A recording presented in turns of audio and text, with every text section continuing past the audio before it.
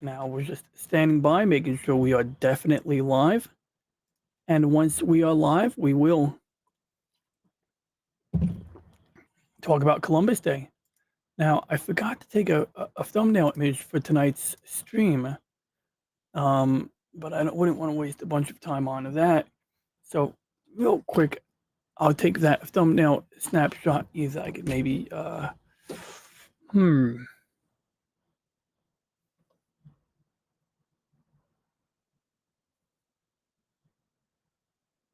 There we go. Good. I took a thumbnail image so I can go into my videos and say, play that back. Then I can tell VLC, make that. Oh my God. Whoops. I found the wrong video. Look, it's my boy. It's my girl, Poffy. She's climbing out of a box. Oh man, it's so cute. Okay. Well, anyway, let's get back on topic here because we have to sort by date. Apparently, that's the largest file in my video folder. All right. Well, anyway, I have a book right here. It's a picture book. Well, it's got text and pictures in it, but it oh my God, I'm doing a duck face here. That was not my intent. I was trying to look gangster.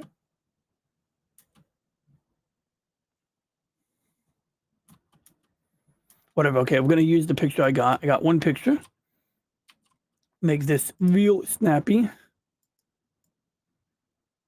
And we're gonna get right on. Hey, Lady Mist, good to see you. Hey, what up, Orville Nation? Thanks for dropping in so quick. Look at that. I thought people were gonna take longer to follow in. Oh man, we already got guests here. So I just wanted to like kind of give my 2 cents on Columbus Day, since it is like sort of a high holy day. It's not really a high holy day like Christmas, but it's an Italian heritage type of day, right? And I wanted to take a little time to talk about that briefly, and get up on my soapbox, but I forgot to make a thumbnail for the stream, so I'm gonna do that real quick. I got the picture right here, and all I gotta do is open it up in like Photoshop and be like, whatever, and then I can just give it a resolution, and then we go, whoops. But speaking of colonies, I started watching an anime series called The Fang of the Sun Dougram, Dougram, and it's a mecha anime, but it's mostly steeped in like geopolitics and geopolitical intrigue, as you could imagine, and it's pretty cool. It's pretty cool. And God, I'm doing a duck face. Yeah, I'm gonna have to change this tomorrow, but I'm gonna leave it for now because I don't have time. Also, I gotta say my color grading is a little bit on the red. Maybe it's because I just showered. But anyway, whatever. We're just gonna put this in. I'm gonna say Columbus Day evening 2023 live. There we go. That'll have to suffice. We got limited time here. It's a school night here. You know what I mean? I'm just gonna kind of show some pictures in a picture book and give my 2 cents in Columbus. And I'd be willing to put out a link if anybody wants to pop in. But I'll be definitely making a hard stop on this because, like I said, it's a school night. But I really wanted to do this, and I announced that I would be doing this, so I figured we make the point. So let's get right to this. I'm just saving the picture. That's a very nice spider web you got there, Lady Mist. Thank you for depositing the spider web. It's very it's good for the Halloween season is what I'm getting at. So there we go. Okay, good. We got the picture. We're gonna just add the thumbnail to the stream right now, and we're off to the races, my friends.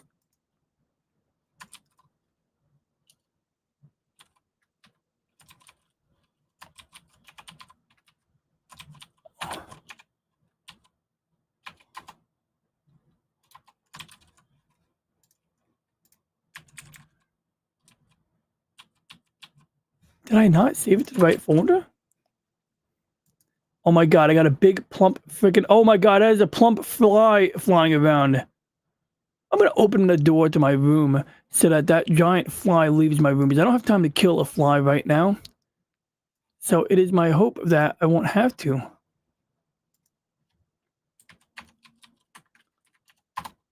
Okay, good. We got the Columbus Day thumbnail image ready to go. Let me just go get my. Let me just open my door so this Dawn to Fly leaves my room. All right, guys. I appreciate it. And here's a picture of the book cover of the book we're gonna be looking at while I talk about while I give you guys my 10 cents on Columbus Day.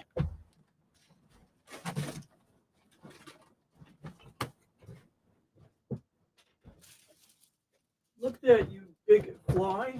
Fly out the door. I'm sparing your life.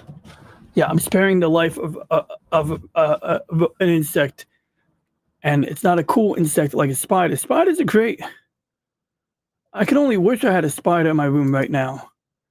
At least he could take care of the thing, right? So anyway, let's get right to it. So what do I think about Columbus Day? Well, I'm not fond of calling it Indigenous Peoples Day. I mean, if people want to do that on an individual level and they live in a municipality where it's been renamed and they want to, stick with that name, okay, that's their choice, of course. But I didn't like it a couple of years back, maybe it might have been 3 years ago, when someone insisted that I called it Columbus Day. They goes, it's Indigenous Peoples Day. They get like all my case, like I'm calling it the wrong name.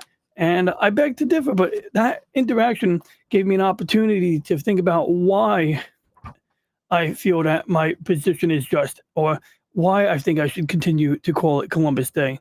And what it comes down to, just superficially speaking, people spent like nearly a month on a boat during the Columbian expedition on these weird galleons. This is a model of a galleon in a church. And of course, back then, a big part of it was, spreading Christianity. And, once again, I'm going to say this term a lot tonight, for better or for worse.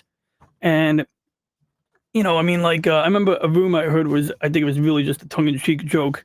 The reason that Columbus got funding from Queen Isabella of Spain was because he was doing her, like, basically, he was giving her the D, that Italian sausage, and she was, like, funding his expedition. Now, I don't think that's actually true. It just sounded like a funny little, thing. But jokes aside, getting my mind out of the gutter here, what we have here is a few side views of the old Spanish galleons. And these are not like ships of the line. These are not the ships of the line that you would find in the British Navy later on. Okay, like in the 1600s. In fact, this would be in the 16th century, 1582. This one you can see is all tattered up. It's seen better days, but it's still moving cargo and people around. This is a pretty cool cross section right here. A cutaway poster, I guess you could say. And I believe the head or the toilets were up here. I know ultimately that's where they put the head, if that's where the name comes from. And part of the reasoning was that, you want your men taking a dump up here because the wind is behind them. It's blowing away the smell away from the captain. So the captain could stay in their, cabin back here and not have to worry about everything smelling like crap. And I guess what I'm getting at is what fascinates me, and this is a cool picture here, because you can see on the back of this boat here, you got like some, religious painting. You got like an angel or some guy holding a cross and a halo. Maybe it's a painting of a saint, but they would put these little paintings on the back of the ships. I'd imagine they didn't hold up really well in the ocean indefinitely, but it was still kind of cool. But the important thing is looking at the scale, and that's why I'm showing these pictures. So I want to find, here we go, perfect. So on this picture right here, you can see a little door, you can see a little balcony, and it gives you an idea of how big a person, exactly, Lady Mist. Those ships were not very big indeed. That's exactly the scale I'm trying to convey right now, is how obscenely small, or I would say they're pretty small, especially like based, compared to what we might assume, based on, what we see, in like the Age of Sail, what we see during like the, Hornblower books, for example, or if you ever saw the movie, the Horatio Hornblower movie, those British ships of the line are much bigger. Now, of course, in the early American Navy, we had schooners, which are like smaller ships, sort of like frigates, And here's another example. You got a guy, looks like he's dressed like a knight or wearing some kind of conquistador gear, probably dressed like a conquistador. And, just give you an idea of the scale. So Yeah, Columbus had to be crammed on a ship with a bunch of guys. I don't know if they were all criminals or not. Of course, that's the popular narrative, and I'd say some of them were criminals, but upon researching it, apparently they weren't all just a bunch of criminals. But I don't doubt that some people on a ship, people who were put into naval service, I don't doubt some of them were like shady characters. Some of them were people from the slums. Some of them were criminals who maybe were given an opportunity to get out of jail if they were willing to go on a one-way trip, a potentially one-way trip on a ship. And ultimately, one of the reasons I refused to call this Indigenous Peoples Day is because one, regardless of what you think of Columbus, regardless of whether he had good intention or not, I'm not even going to try to use the excuse that, oh, well, in his time he was normal. Because some people would say he's a person of his time, and in that time, all things being considered, he wasn't any worse than any of the other people, in a position to do whatever they were doing back then. I'm not even going to use that excuse. I'm just going to say that because of the Columbian expedition or the Columbus expedition, the Western world or Western civilization changed forever. For better or for worse, Western civilization was changed forever. And that's a fact. You can't deny it. That's why I think it's a landmark holiday. That's why I think it's important to maintain it as a landmark holiday, because it is the point in time that I think you could mark as the before and after point. This is the point in time that you can mark where, you know, mass migrations began, where colonization of the New World, the Americas, and this includes South America, Central America, the islands, the Caribbean area, as well as North America. And what you will often hear is, people who have a axe to grind or who just have a political predisposition or some desire to, sound like they're saying some cool revolutionary thing. They want to sound like they're saying something edgy. And they'll say, oh, well, the Asians were here first. And it's like, okay, yeah, they were in California. That's not really the same thing exactly. Like, unless you're going to tell me a Korean ship, a boat of Korean sailors went to, California, modern day California, and, hiked from the West Coast to the East Coast. I don't think it really counts in terms of, anything except that, yes, they pushed horizons. They explored new lands. I give them props. I do. I mean, I'm not going to diminish the accomplishment, but it doesn't take away from the accomplishment or the, worldwide change that occurred with the Columbian expeditions. I think there's more than one, yeah, there was definitely more than one because he made it back. Then he came back, and then Columbus spent time as a governor somewhere in South America. I didn't really do my homework before today's stream, but, we all know the general idea. And so, secondly, the other reason I take exception with calling the holiday Indigenous Peoples Day is because if you're going to be such a virtue signal, if you're going to virtue signal so aggressively that you have to call Indigenous Peoples Day, how about you learn the name of the people who were indigenous to this land or to the lands that Columbus landed on at the time that he made his first landing? Okay, like, you're the one who's trying to virtue signal, well, not you personally, but, the person who is insisting on using the name. You should know the name of the nation or the tribe of people, however they identify. And an example would be when we talk about Native American tribes. I don't mind using the word Indian per se because many Native Americans don't mind the term Indian either. They understand it's like a generalization. It refers to the people who were here first, especially American Indians when you use the term like that. But that being said, I'm all for acknowledging the individual, nations and tribes. You got, the Sioux slash Lakota, which the Sioux Nation and Lakota, I think, were the same thing. I read about them in a book called The Black Hills by Dan Simmons, and that was a cool little historical fiction book. Then you got, the Navajo Nation. They were pretty big. I remember on the X-Files, they were translating Navajo language symbols, and during World War II, a bunch of, Navajo wind talkers, I believe they were called, people who, spoke the Navajo language were able to, assist in the war effort in the Pacific Theater by, speaking in code. Basically, you'd have a radio operator, two radio operators, or more than two radio operators speaking in the Navajo language. This is a language that the Japanese had not at all even began to learn. So, of course, this was an effective method of coded communication without dealing with ciphers and mathematics. So it made things a bit easier in that regard. And just to quote PJ of Orville Nation, Columbus Day needs to be celebrated. Some context should be added, but we should not erase history. And that is exactly one of my points. Or, yeah, that is one of my points, at least. I would definitely get behind that. I'm all for adding context. And that reminds me, like when I was a kid, in seventh grade, maybe it was like 1997 or 1999. I think it was around 1997 or 98. I remember I had a friend in school, and he said that he refused to eat during Thanksgiving dinner to commemorate some story about. I think he had like a false story, to be honest. But his story was that the Pilgrims or the Puritans had Thanksgiving dinner with the Indians, which at the time these are the guys on the East Coast, and that they killed them right after dinner. Now I think he had a bit of a misquoted or made up version of the story, but fine. He stood up on principle. And then later on, as I got older, I started hearing counter narratives about, Columbus Day and the Columbian expeditions. And that was cool. It's like, okay, it's a buffet. Take what you want, leave what you don't.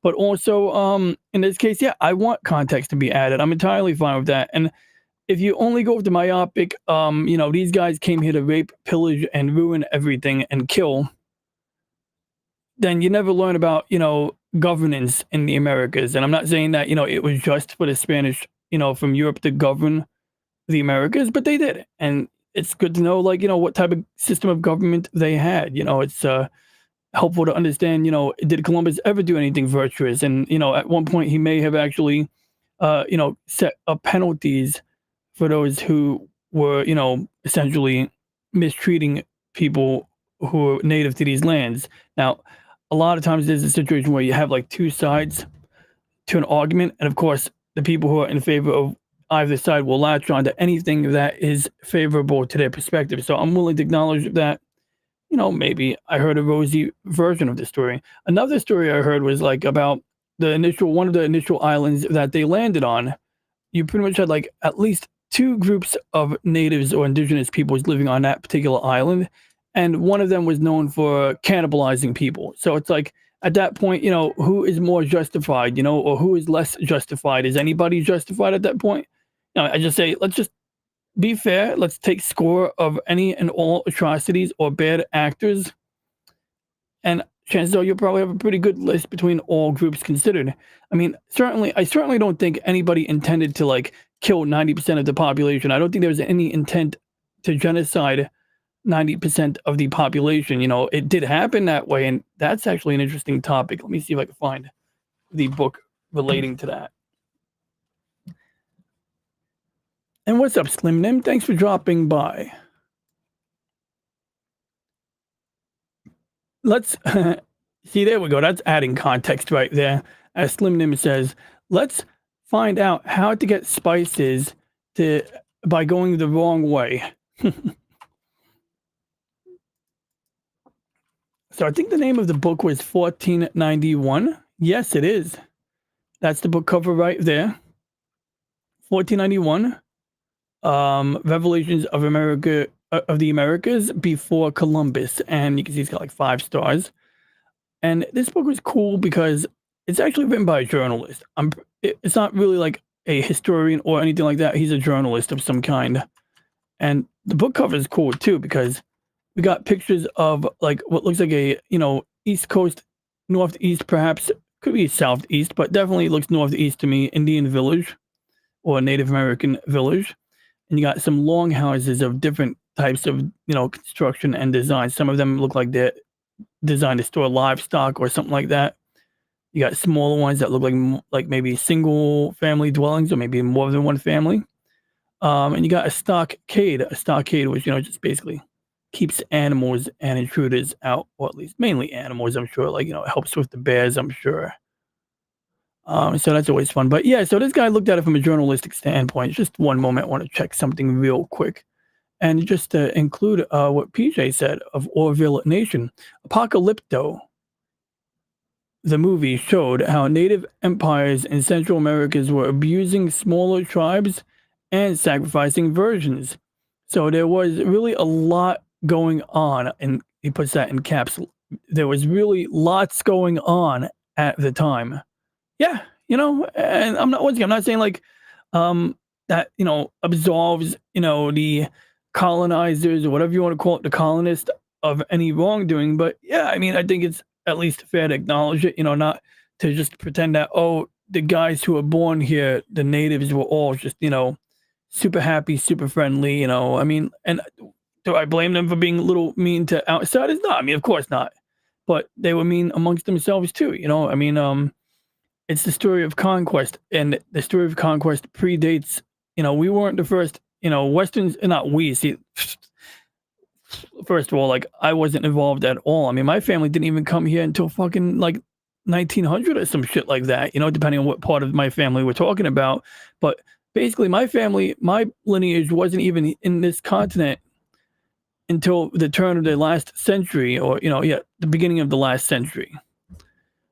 And so, could you say I benefited from, some type of privilege on the end? Maybe, look, I'm perfectly capable of both mental gymnastics and empathy. And I think you need to have a little bit of both sometimes to, understand certain arguments. But just give me one moment.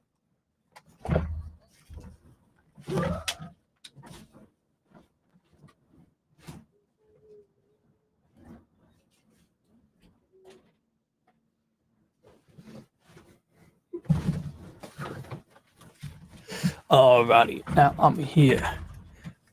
There were tribes. Oh, okay, so this is actually interesting here. And PJ Orville National says there were tribes friendly to the Spanish and those who weren't.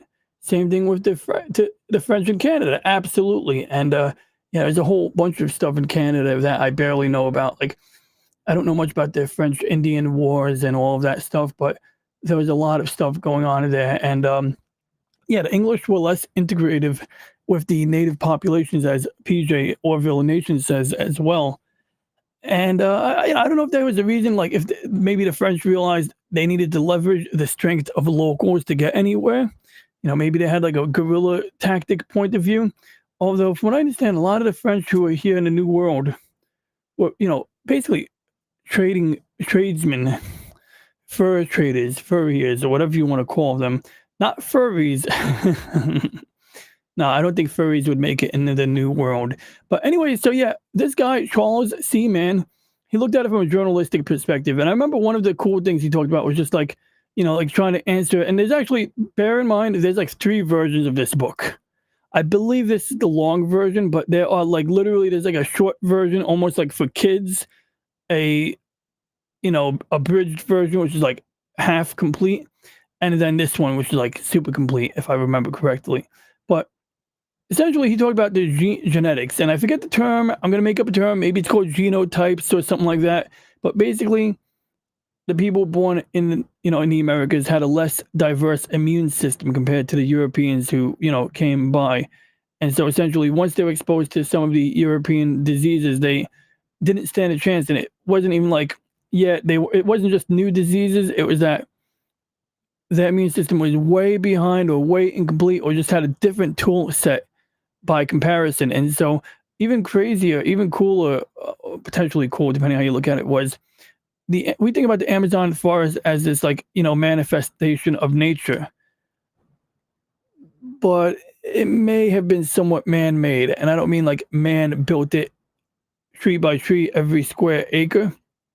But we talk about, for example, and it's something that was touched upon in this book. We talk about, like cancer cures in the rainforest and things like that. Plants that can cure all manner of ailments. And it's apparently there's some evidence to show that the people living there may have, selectively bred plants to create medicines, that it was a somewhat managed forest. I mean, we know that the people living there beforehand, and even the people who, remained after Spanish colonization, would burn down patches of forest in order to, plant fields of crops. Essentially, you'd have like nice fertile land with all of the ash that's left behind.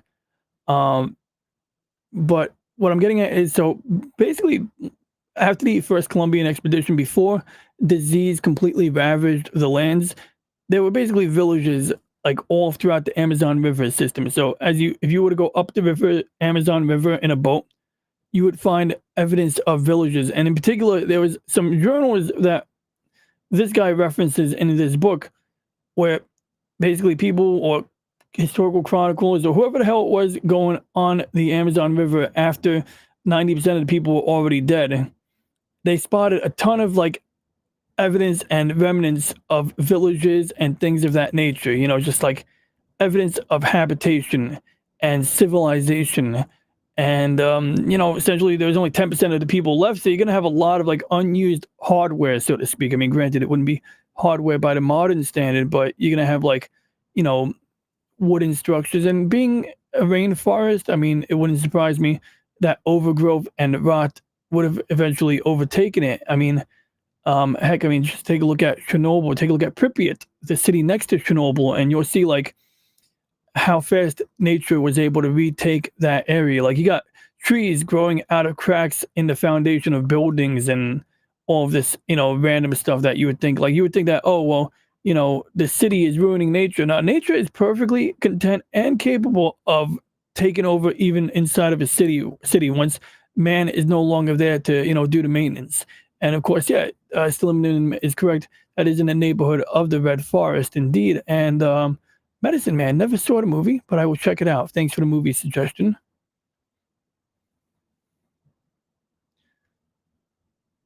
So, that's just some of what I wanted to say. Now, I don't know much about Columbus beyond that, but I don't think he was just out to, like, hurt people, Some interesting stories, actually. Here's, like, a random one here, random one.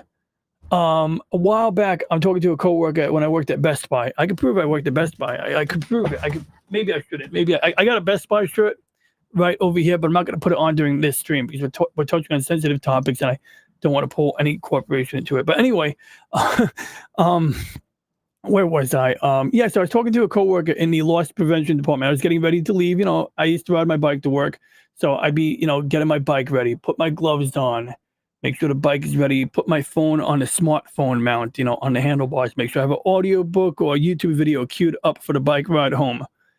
And I was talking to the dude, and somehow the topic of catch you later, Orville Nation. Thanks for dropping by. Somehow the topic of what's his name, Father de las Casas, came up, and he was like basically a Spanish priest, sometime after Columbus came and went, and he was observing that a lot of the indigenous people who were mining the silver mines, because of course that's a big part of what the Spanish were up to, right? They were, mining silver to send back to the homeland, to send back to the motherland, or whatever you want to call it, to the crown or what have you.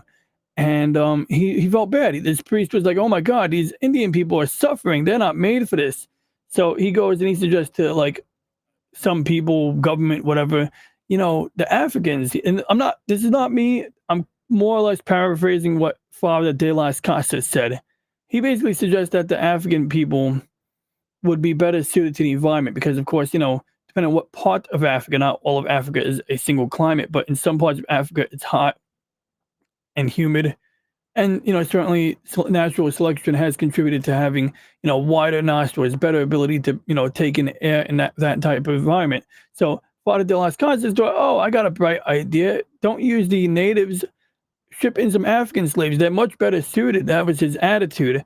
And then supposedly in the history book that I had, it's a New York City public school history book in like 1998 to give you a point of reference here. Allegedly in that book, Father de las Casas, saw that African slaves were also being put through hell, that it wasn't any better, and he felt bad and regretted the suggestion. And that, according to that, maybe this was one of those milestones that led to, that brought us into the transatlantic slave trade that, followed that particular era.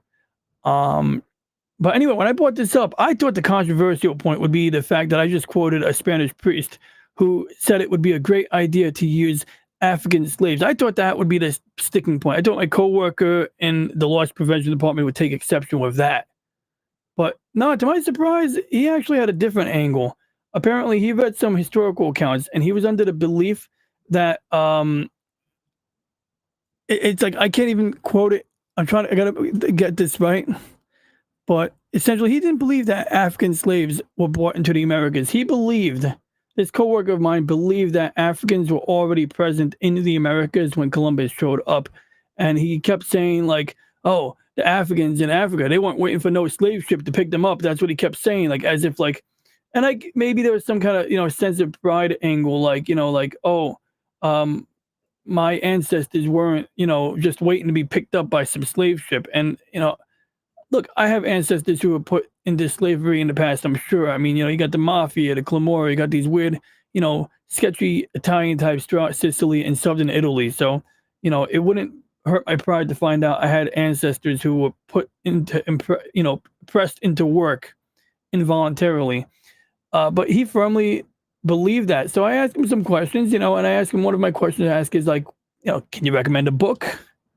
So I could read a book about this or something. And he just tells me to Google it. And then I go, what do you mean Google it? Like the fuck, anybody can Google bullshit. And he goes, oh yeah, no, the journal was written by Columbus's brother that said that there were dark-skinned people here when they showed up. And so ultimately what I gathered was that he must have read somebody's rehash of those journals, and there must have been some like selective bias, some kind of confirmation bias that decided to like interpret it through a different lens than whatever occurred to me even be a lens to interpret it through. It's like, some people call this conspiracy theory, for example. I don't know what I'd call this. I'd call this alternate history. I basically call it alternative history. But that was something I wasn't even aware was a thing. I don't know how many people believe this, but there may be a fair segment of the population who believes this. Just saying, it's kind of interesting.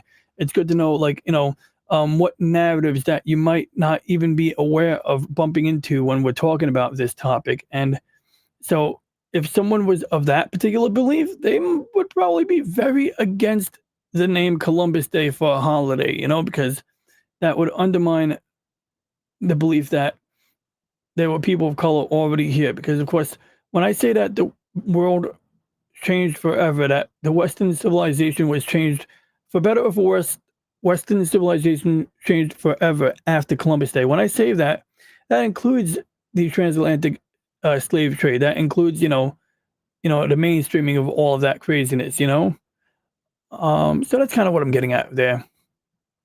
But that was a wild one, and I did try looking into it. I could not corroborate it because I didn't think it was true to begin with. What I think happened was somebody read a journal that eventually rehashed it, and the journal said, yeah, the natives were dark skinned. I mean, yeah, you live out in the sun all day, you got like that Indian red skin, or of course South American Indians are a little bit different. They looked darker, and I think somebody decided to reinterpret darker as black, and that's the only explanation for that conspiracy theory that I can even begin to like think of. And the quote Slim in the chat, he says, in 1492, Columbus did sail the ocean blue. He also sailed it in 1498, 1493, 1498, and 1502. Thank you. And let's see when Columbus was governor real quick.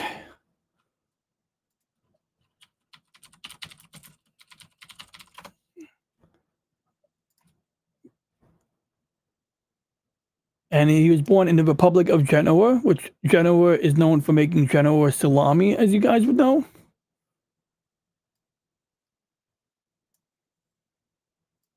And of course, a big part of that funding was basically, to spread Christianity during the era, which of course, the Spanish were big on ingratiating themselves to the Vatican or to God in general. And let's see if I could get like I said, I want to answer my question. So he was the first governor of the Indies. What are the Indies? And eventually they call them viceroys of New Spain. 1492 to 99. So during the 1492, 93, let's see here. So he had to, maybe they appointed him before he landed in 1493.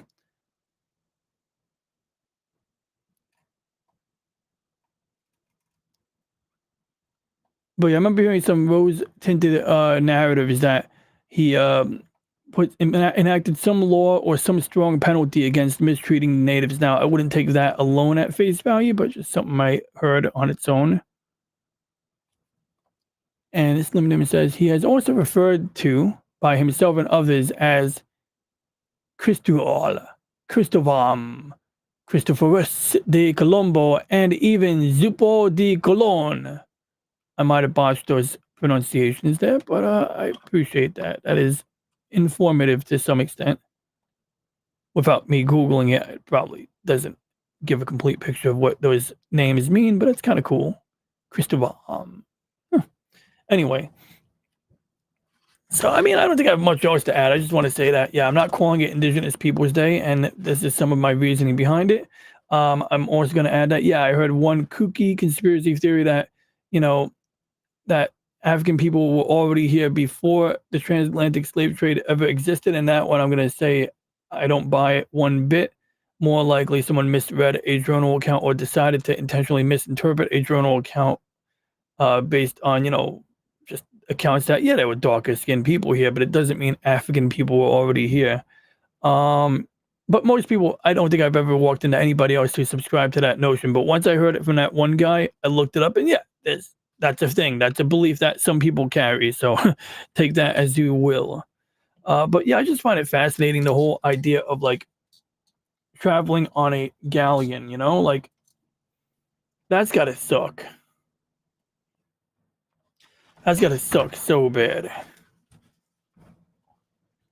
I mean, you got like some, you know, ship stores down here. You got some gunpowder or ballast. In fact, yeah, they store ballast in the form of rocks, I think, on the bottommost portion of the ship.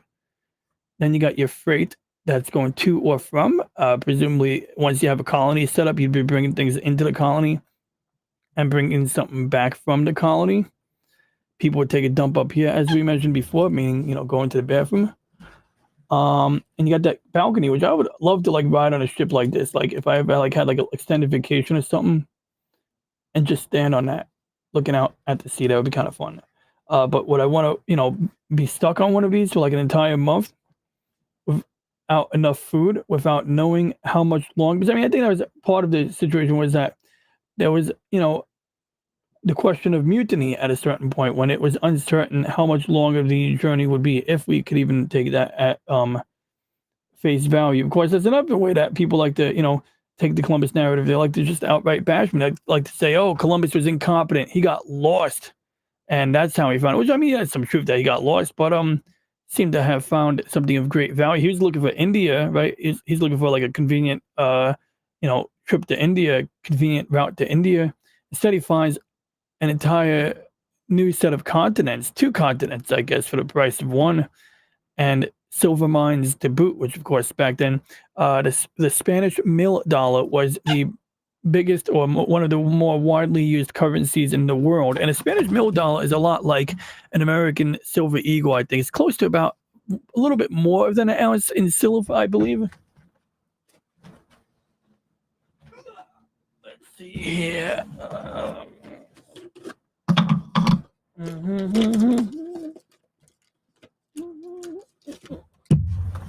Oh, there we go. So, if I remember correctly, a Spanish mill dollar is about, give or take, the size of one of these, maybe. And silver is a lot of fun because it actually makes a cool clinking sound.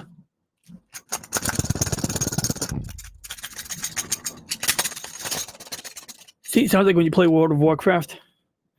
Now, once again, they certainly did not make American silver eagles back in the day. Oh, look, I got a little corrosion on here. So it's very interesting. Like, you open up. Oh, that's not corrosion. It's just a piece of dust. Okay, good.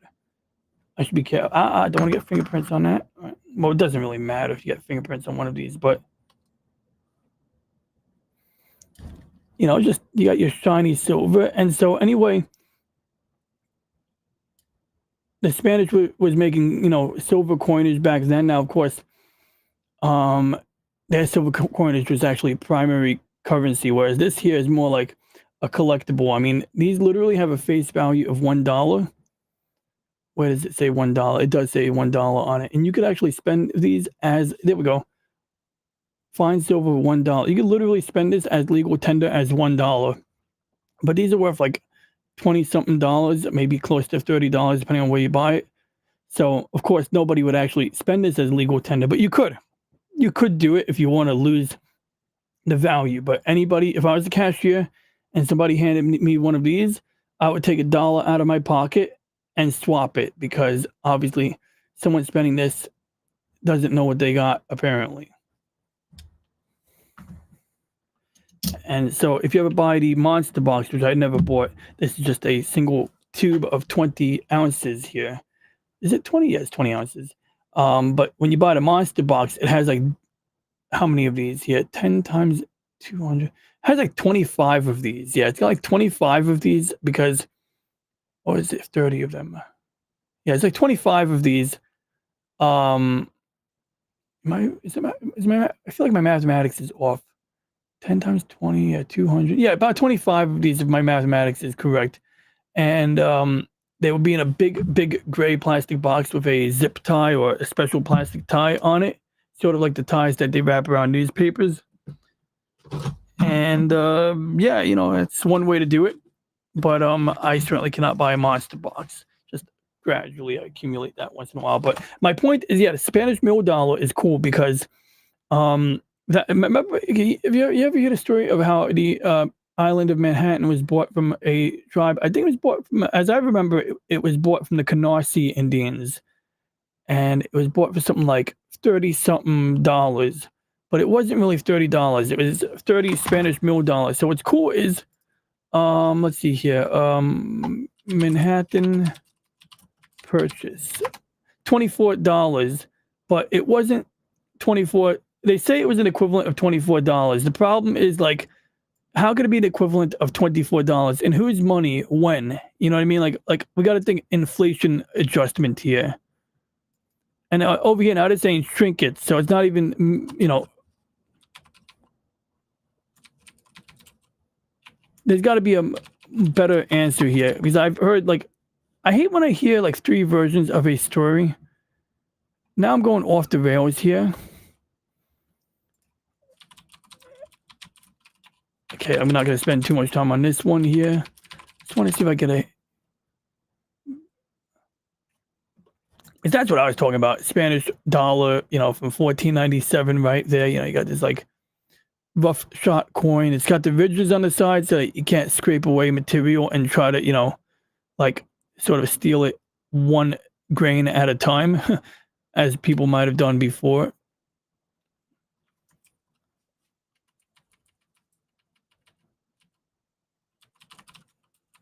Yeah, nothing about Manhattan here. So I saw a documentary where they literally said that Spanish mill dollars were used for buying the Americas. But what we could do is take the weight of a single Spanish mill dollar, which is about 0.94 ounces. So it's short of 1 ounce. And if they said it was $24 worth of goods, then we could say, okay, so let's see here. Silver price today is about $21. So I'm going to be generous. I'm going to round it down, although I don't think it's an accurate number. 21 times 24. I'm going to round it down to 2170 times 24. And basically, Manhattan cost just shy of $600. So that would be the real number. So I hate when they give you these like narratives like, oh, Manhattan was bought for $24. And it's like, well, number one, I've been told $24 or $30 since I was a kid.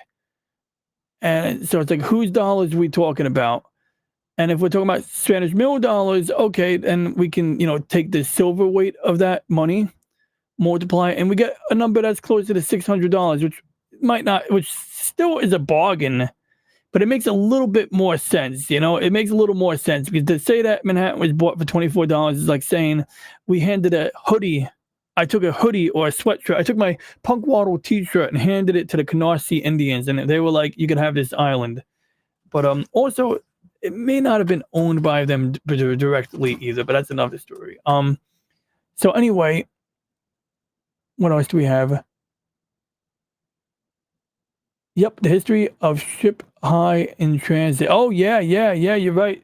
Ship high in transit, because when they were transporting fertilizer to the New World, you basically had to store it high. You didn't want the gases accumulating in the bottom of the hold and whatnot. So good times, you know. But yeah, I think I covered. I don't want to run out of steam and start rambling around here. I can't think of much else to add right now. This is just an impromptu thing to do on a work night, especially because I did want to do this since yesterday when it came to mind that this would be a good thing to do. But luckily I'm still ahead of schedule for wrapping up at 11:30. So let's see if I can find any cool pictures or anything worth sharing in this book. And if anybody wants to, ask any questions or present any ideas or just, anything, please do, just drop it in the comments. In the meantime, you see this book here is by New Vanguard Publishing, Spanish Galleons 1530 to 1690. And it's illustrated by this guy named Tony Bryan. And they make different books of this nature. They make books on more modern naval ships as well. They do ships of the line from the British Navy, but of course, I just find it way more fun right now to look at these things. And it looks like the aft castle, because you had the tall part in the back of a ship was called the aft castle or the after castle, and the front part would be called a forecastle. And basically, back then, naval engagements were worked under the assumption that a ship was like an island. It was like a fortress.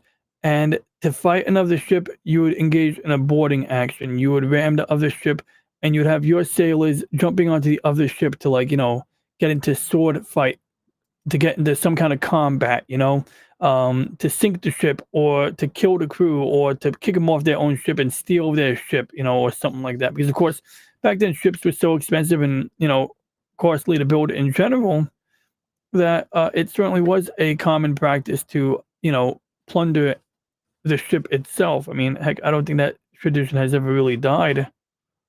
We were doing that in World War II as well, to some extent, especially when you want to get some naval secrets. You want to figure out the secret source in somebody's submarine, for example.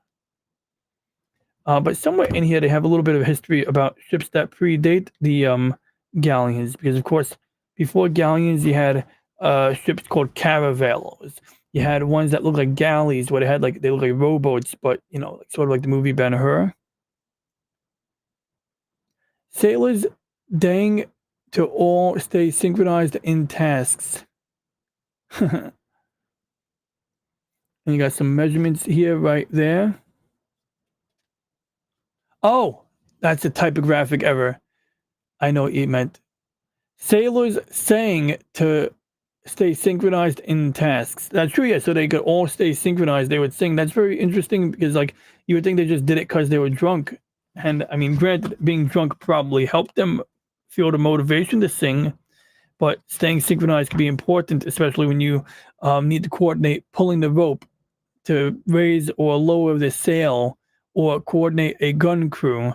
And you certainly, not everyone's wearing a headset radio to communicate specific duties. So just as the drummer in a band keeps every instrument in the correct synchronization, just having a tune to sing would keep everyone on track with when to bring the powder magazine or when to bring the powder bag up to the cannon, when to shove the tool into the front of the barrel. Because back then I don't think they had breech loaded cannons back then. Breech loaded artillery, meaning a breech loader is when you load it from the back. These, I believe, they had to actually roll them back away from the gun port, shove the gunpowder in there, put the cannonball in there. I think they would shove the gunpowder in there, shove the cotton thing in there to push it down. Then they would take the cannonball and shove it into the back. And then, of course, they'd have to prime it from the back and light the fuse or put a friction rope that they could yank on, and kaboom. And at some point you would see they would have, if you ever look at a ship of the line, a more modern ship, you'd see a ton of ropes wrapped around the gun carriage, because of course when it was ready to fire, they didn't want the thing flying across the I think it was called the weather deck. They didn't want it flying across the deck, that's for sure. Then they would clean out the junk. They have this little spiral tool right here to clean out the leftover gun cotton or whatever was inside the barrel. We got some numbers like the weight and size of each gun caliber, 5.5 inch, 2.5 inch. So we got up to a 6-inch caliber gun using round cannonballs, smooth bore, meaning it was not rifling. It did not have a spiral groove in the cannon to keep everything neatly on target. And that was a 11 or 12 or 11-foot long gun barrel front to back, so pretty darn long. And then we got a couple of them designs down here, and yeah, interesting. Okay, so let's keep moving here. I think these are swivel guns. I think these are the ones that you put like on the side maybe, and you swivel them around on the side of the whatever you call them, the gunnels or whatever they're called. You see them used in the Pirates of the Caribbean movie. You got some well-dressed Spaniards right over here. One thing I didn't really touch on tonight was, and I'm not going to touch on because I don't know enough, but the idea of a Hispanic person didn't really exist before, there was interbreeding in the Americas. I mean, before, you didn't have Mexicans before Columbus.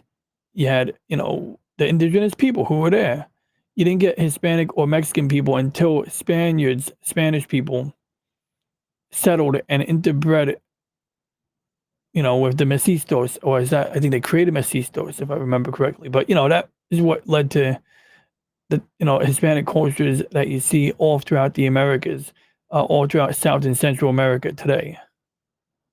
But getting back on topic here, or getting back on topics that we do know about, rarely, as Slim Nim says, rarely did they drink enough to get drunk. Mostly the alcohol ration was used to kill anything in the water so you don't get dysentery.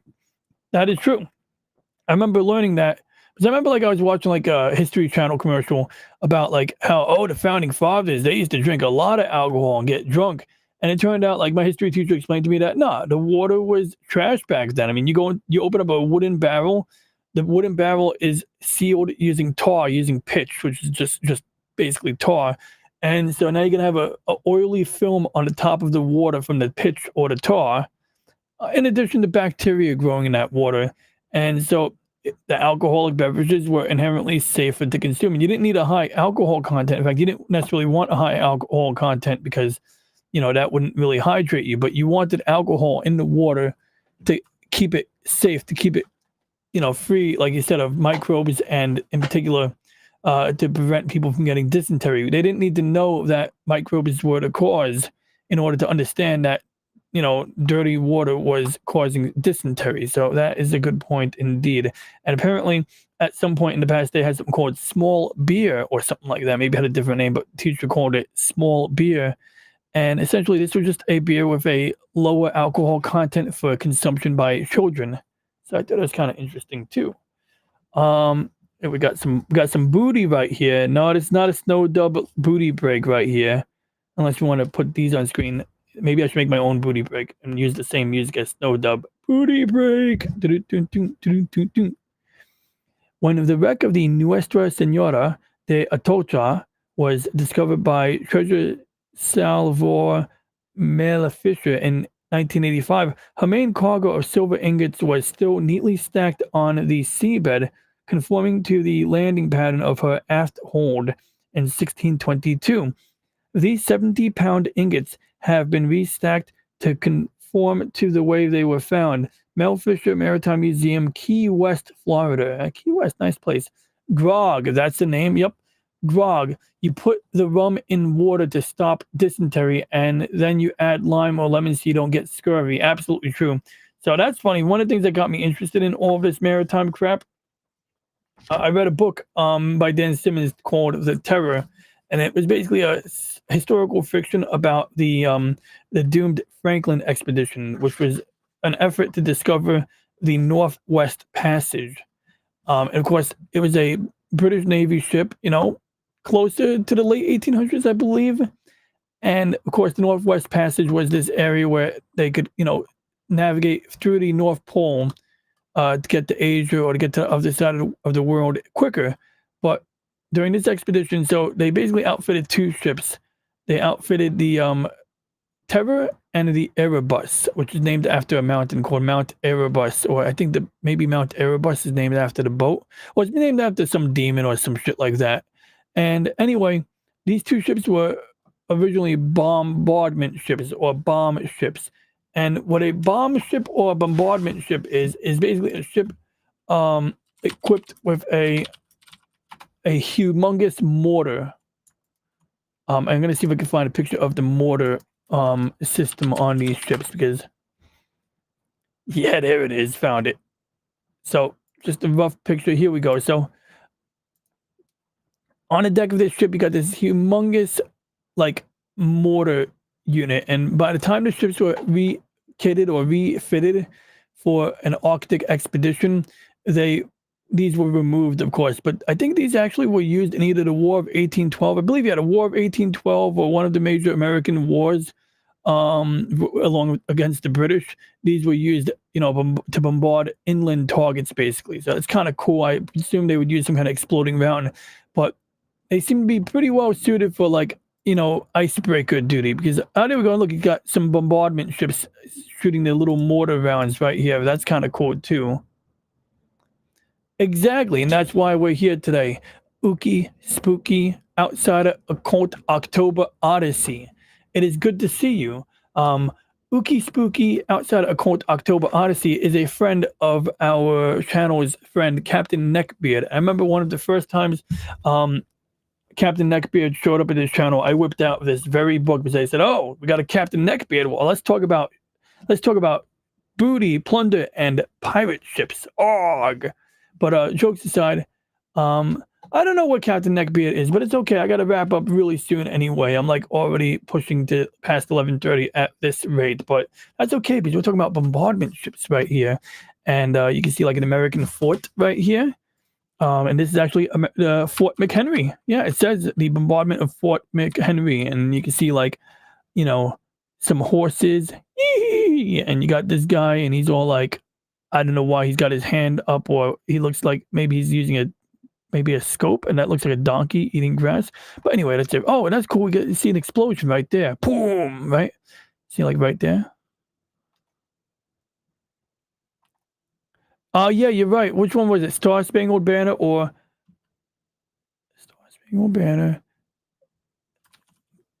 So if I type in the name Key, Francis Scott Key, look at that. I did a keyword search for the name Key, as in Francis Scott Key.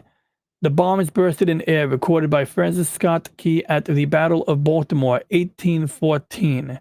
So, okay, we're pretty close to 1812 when it comes to those ships right there. That is confirmed. The Star Spangled Banner, which always gets mentioned in a book by C.J. Corella, wrote a book called The Warp Marines. And one of these days I'll have to go over the lore in the Warp Marines, because the Warp Marines, such a cool concept, but I'm not going to go on that topic right now. So anyway, this ship was outfitted for an Arctic expedition, and I think at one point first it went down to the Antarctic before going to the North Polar region for the Northeast expedition, or I'm sorry, the Northwest Passage expedition, or the Franklin expedition, and it was a doomed expedition. And in fact, let's get the Wikipedia article for that. Franklin expedition. Franklin's Lost Expedition. Apparently they got some pictures of like bodies that were found down there. But if you ever want to see a movie, the miniseries titled The Terror, which was on AMC, the first season of The Terror focuses on this doomed expedition, and you got Captain John Franklin, who was already like 60 years old before going out on this expedition. So probably not in the best health to be going out in the middle of the Arctic, especially once they got stuck. And that's what happened. They got stuck in an ice pack. Like, they literally got stuck. So the ship was, somewhat up to the task. I think it had like copper cladding around the hull or around the bow to protect it. But essentially, they got stuck in the middle of the ice. And they had a guy on board who could read the ice. In fact, like, I think it was a guy who worked on previous expeditions. So they, like, this guy's job would be able to like go outside the ship and listen to the ground, look at the cracking, and try to predict where is the ice going to open up, or where should we plant dynamite in order to blast our way through. And they tried blasting, they couldn't get out. So there was actually like 2 messages that were sent back, and we might even have that one right here. Let me see if we have the message from. Yeah, here we are. So William Hobson and his men finding the Cairn, Cairn, with the Victory Point note, Black Bay, King William Island. So on King William Island, they basically made a pile of rocks and left a metal canister inside with a note. And one of the notes was basically saying like, all is well. You know, we're gonna just stay in the ice for the winter until the ice clears up, and we're gonna continue our expedition. Then a follow-up note in another cairn was found, and this one said, all is not well. Captain John died. So, of course, that meant that, Captain Francis Crozier was left in charge because he had two ships, and each ship had its own captain. But essentially, Captain John was the main captain, and Captain Crozier was like the captain of his own ship, the HMS Terror. But of course, he had to assume command of the entire expedition once it happened. And in the movie, and I think even in the book, he has to go through alcohol withdrawal at one point because, of course, now that they're stuck, the alcohol supply is not going to last forever. And apparently, he had a higher appetite for that.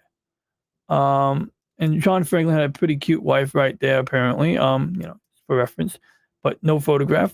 The photograph, apparently the Navy pays for the photograph, I guess. Anyway,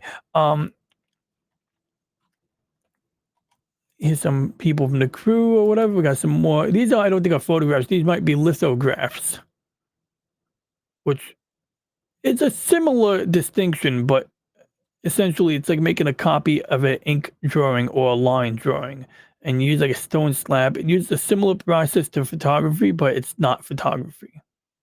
So just a way of making copies and using ink to press the copies onto paper, multiple times. But anyway, yeah, so these ships had, in fact, let's get a picture of the ship. These were cutting edge ships. This was like the International Space Station getting lost in the middle of nowhere or some shit like that. These ships had boilers on them. So they didn't always have steam boilers, but they had a locomotive steam boiler installed in the, inside the ship. And both ships had like a little itty bitty screw propeller sticking out the back. It wasn't very significant.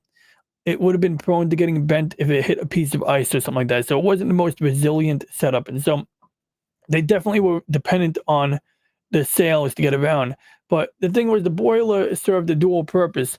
It not only allowed the ship move under power, because the idea was that, okay, if we could find a passage to the northwest, but the wind wasn't in our favor, they would use the, coal and steam engine to push it through the northwest passage, right?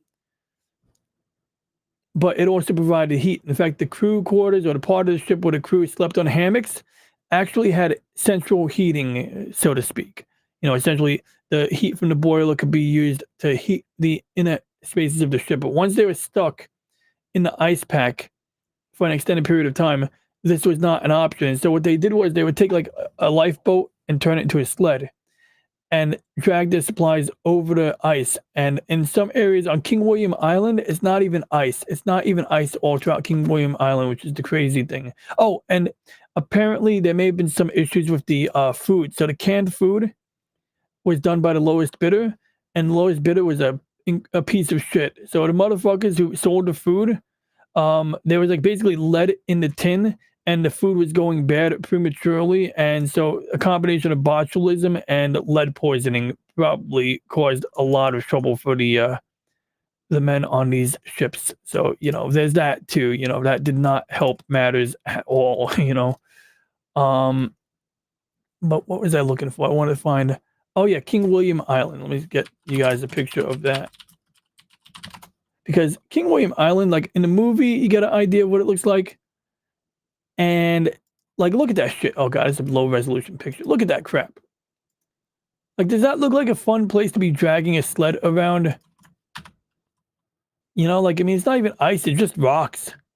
So these guys would have like their supplies, loaded in a lifeboat, and they would have the multiple crewmen dragging this thing across the ice. And the reason I mention this is because one of the like last accounts you hear is that some of the people, the Inuit people, I believe it was Inuit people who were living there, and that's one of the things. Captain Crozier apparently had some experience speaking Inuit, Eskimo, so to speak. Or if they're not Eskimos, they're Inuit, but he had some interactions or dealings with that group of people in the past before this expedition. So I haven't really I got to delve back into this guy's history, but kind of a cool character, Captain Crozier, in his own right. But anyway, the men's strength was weakening. The men were getting scurvy. The captain already died, but granted, Captain John was an old fart compared to everyone else. And, you know, between the scurvy, people's teeth starts falling out and people start, you know, losing the ability to, like, maintain composure. Maybe there was a mutiny, maybe some people just dropped dead, who knows? And they certainly found some caskets, they found some bodies, you know, like, in relatively recent, um, you know, recent graves, and here's some people in the native garb. That's kinda cool. It's very nice, looks very warm. Very warm coat. That reminds me, I gotta wear my winter coat tomorrow. I don't trust the weather anymore. Um, and in the movie, they kinda took some liberties with history. They definitely got creative. They definitely took creative license, and for reference, King William Island is right over here, as you can see here. It's, like, in the polar circle, I guess you would call it, if that's the right term.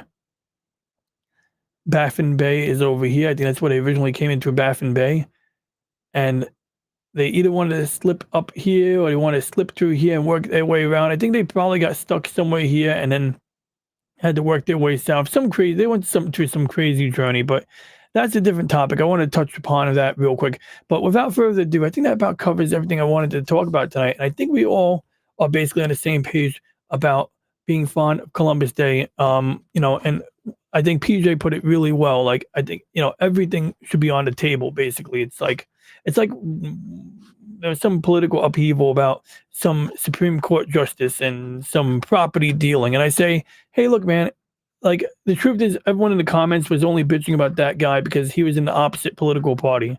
All things being equal, send them all to jail. Everyone was, you know, press charges on all of the government officials who are up to no good.